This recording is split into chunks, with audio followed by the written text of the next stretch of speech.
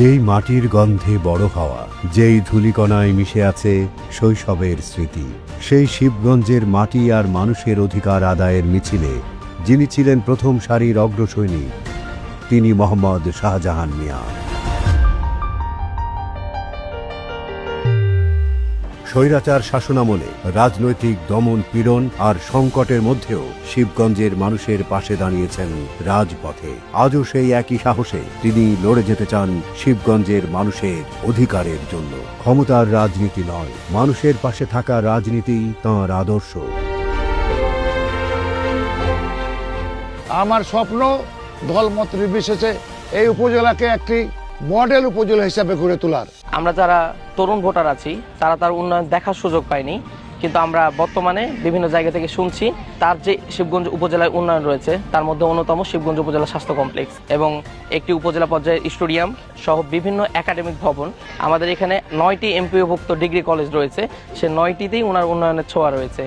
উনি আমাদের এলাকায় যে কর্মসংস্থানের ব্যবস্থা, যে সোনা মসজিদ স্থলবন্দর বাংলাদেশের দ্বিতীয় বৃহত্তম স্থলবন্দর, সেইখানে আমাদের প্রায় 1400 লেবার এখানে কাজ করতে পারেন এবং ওনার যে কর্মসংস্থান ছিল সেইটাই কিন্তু এখন পর্যন্ত আছে। পরবর্তীতে এখানে নতুন কোনো কর্মসংস্থানের ব্যবস্থা হয়নি। আমরা শাহজাহান সাহেবের হাত ধরে খুব সুন্দর ভালোভাবে ছিলাম এবং আমাদের ঈদ আসলে আমাদের 2টি বোনাসেরও ব্যবস্থা ছিল। ট্রাকের উপর থেকে একটা যখন শ্রমিক পড়ে যায়, সুচিকিৎসা করবে এরকম জায়গা নেই। ধানের শীষ শাহজাহান মিয়া আমাদের প্রয়োজন। অনেক দিন ধরে আমরা কিন্তু এই পোর্টের লেবার শ্রমিকরা কোনো হিসাব নিকাশ পাইনি। ইনশাল্লাহ সামনের দিনে যে এই সোনা মসজিদ স্থল বন্দরে আমি কলবর বৃদ্ধি করব এবং ব্যবসা বাণিজ্য যেন সফলভাবে সুন্দরভাবে হতে পারে, এই জন্য আমি আন্তরিকভাবে প্রচেষ্টা চালিয়ে বেড়াবো। যিনি বিগত 5 বারের এমপি ছিলেন এবং একসময় হুইপ ছিলেন। আমরা যতটুকু বুঝেছি জেনেছি তাতে তার যে সততা, অভিজ্ঞতা এবং দক্ষতা দিয়ে বিগত সময়গুলোতে শিবগঞ্জ পরিচালনা করেছেন। আমাদের তত্তিপুর মহাশ্মশান উনি এই ভূমিদস্যুদের হাত থেকে রক্ষা করে আমাদের হাতে তুলে দিয়েছেন। আমরা সেটা নির্দ্বিধায় বসবাস করছি এবং সেখানে শ্রদ্ধাহ সমাপ্ত করতে পারছি। ৭১-এর উত্তাল রণাঙ্গনে লাল সবুজের পতাকার জন্য তিনি লড়েছেন সম্মুখ সমরে।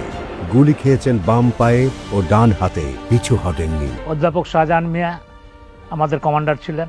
আমরা একসাথে প্রশিক্ষণ নিয়েছিলাম রায়গঞ্জে। সেখান থেকে 1 মাস প্রশিক্ষণ নেওয়ার পর মহদীপুর সাব সেক্টরে ফিরে আসি। সেখান থেকে আমরা গেরিলা যুদ্ধ সহ সম্মুখ যুদ্ধ অংশগ্রহণ করি। আমি কানসার্টের আমবাগানে পাক বাহিনীর সাথে যুদ্ধে সিরিয়াসলি জখম হই। দ্বিতীয়বার আমি নগবন শহরে ক্যাপ্টেন মহিউদ্দিন জাহাঙ্গীর বাম দিকে লেফট ফ্ল্যাঙ্গে উনি শহীদ হন এবং রাইট ফ্ল্যাঙ্গে আমি আবার আহত হই। আমি 1979 সালে বিএনপি থেকে সংসদ সদস্য নির্বাচিত হয়েছিলাম। তারপরে হোসেন মোহাম্মদ এরশাদ স্বৈরাচারের মামলে আমি কোনো নির্বাচনে অংশগ্রহণ করি নাই। পরবর্তীতে 91 সালে যখন আমাদের দেশনেত্রী বেগম খালেদা জিয়া প্রধানমন্ত্রী হন, আমি নির্বাচিত হয়ে আমি হুইপ হয়েছিলাম সংসদে। চাঁপাইনবাবগঞ্জ 1, শিবগঞ্জ পদ্মা আর মহানন্দার ধার ঘেঁষে থাকা এক জনপদ। কৃষি, আমবাগান আর নদীর সঙ্গে জীবন, এই তিনেই চলে এখানকার দিন।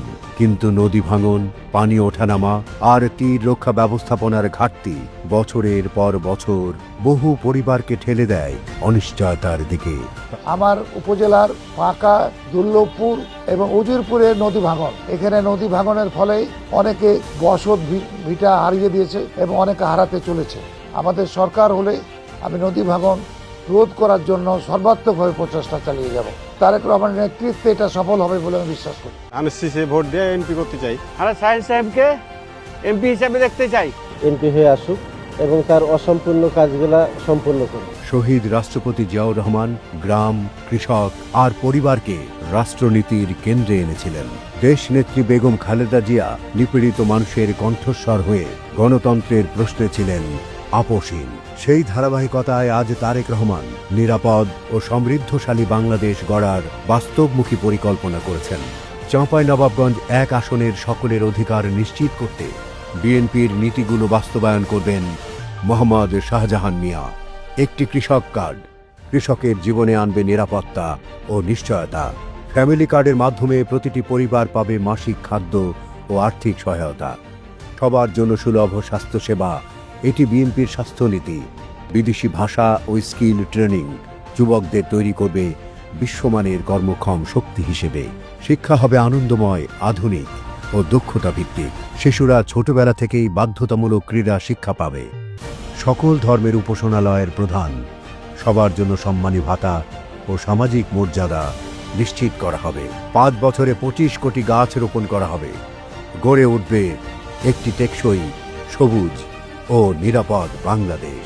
আমরা চাচ্ছি কি যে শাহজাহান সাহেব ধানের প্রতীক এমপি হয়, আমরা এটাই চাচ্ছি। শাহজাহান সাহেব ক্ষমতায় আসলে আমাদের ব্যবসায়ীর পক্ষে অনেক উপকার হবে। আমাদের ছোট বড় সবার সাথে মিল মহব্বত ভালো। ধানের শীষকে ভোট দিতে হবে। কারিগরি শিক্ষা বোর্ড যেগুলো আছে সেগুলো যদি আমাদের এলাকায় প্রতিষ্ঠিত করা হয় তাহলে আমরা খুব সহজেই সেখান থেকে কারিগরি শিক্ষা নিয়ে আমরা বিশ্বের সাথে তাল মিলিয়ে চলতে পারবো। এই তরুণেরা তারা কিন্তু যোগ্যতা অনুসারে, কোনো রকম মেধা অনুসারে তারা কর্মসংস্থান পায়নি।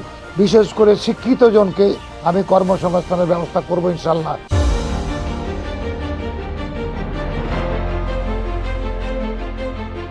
চাঁপাই নবাবগঞ্জ 1-এর মানুষ সংগ্রাম করতে জানে।